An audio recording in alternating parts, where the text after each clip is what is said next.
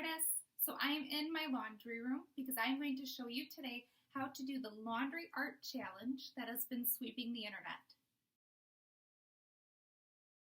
Your family may have seen it on social media or the internet where people are copying famous works of art like paintings and drawings and using their dirty laundry to recreate them. So the purpose of this project is for you to find a work of art that you like, that you think is interesting, and to use other items in your house, such as laundry, to create a collage that copies that painting. Now, I'm going to show you how to do that with laundry, since that is what has been popular on the internet as challenged by museums. You, though, may want to use food items, magazines that you tear up, other objects. I know a lot of you found some cool odds and ends around your house, so feel free to get creative. If you are doing this project with dirty laundry on your floor or with food on your counter, you don't need to cut or glue. Just simply place the objects out in the order that you would see in the painting or drawing, take a picture of it, and upload it to Seesaw. My first step is to select a work of art that I would like to recreate.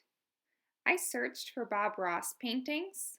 I wanted to do a winter landscape because I have this really big white fluffy blanket and I have a lot of clothing that is teal. So I felt that this would be a good color scheme for the items that I have in my house.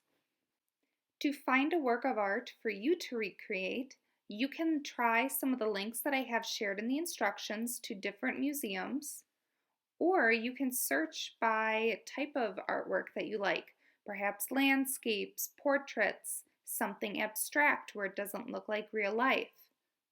Once you find your painting, copy and paste it into the template in the Add Response area.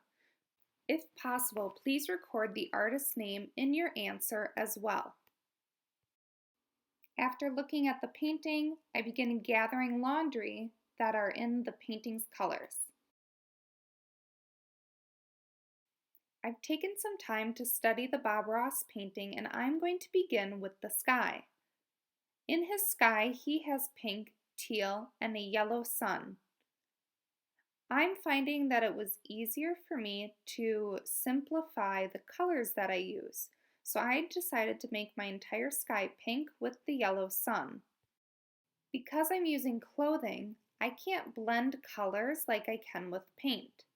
So there will be some parts of this picture that I will have to choose to make simpler or make different since I'm using a different material than Bob Ross did. I'm finishing my entire pink sky with a yellow sun, and then I'm going to start adding in mountains into my landscape using a white fluffy blanket. While my mountains are snow covered, some of the rock is also showing through and there are shadows. So looking at my picture, I'm placing gray on the darker side of the mountains. Now that I have my mountains filled in, I see that I need to fill in the top left corner of my sky. So I grab more pink clothing. Looking back at the picture, I want to add in the teal hills that are below the mountain. I'm noticing that there are about 3 different shades of teal. Medium teal, light teal, and then very light teal in the water. I'm doing my best to follow the shape of the hills, using sleeves to make long, thin lines.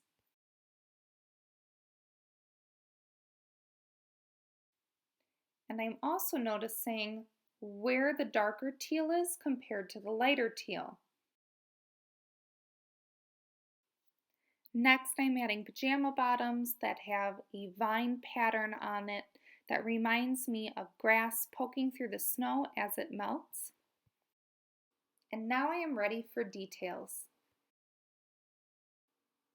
I see that there are 2 sets of trees, one on the right, one on the left, and then in the lower left corner there is a dark house that has a snow-covered roof.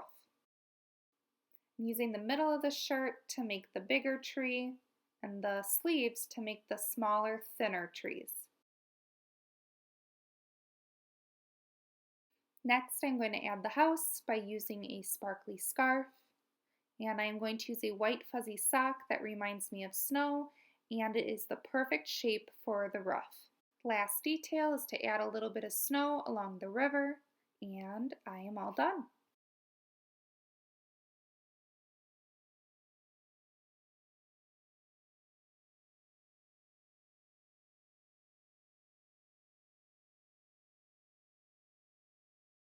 All right, so I can't wait to see what you come up with. I will see you next time. Bye.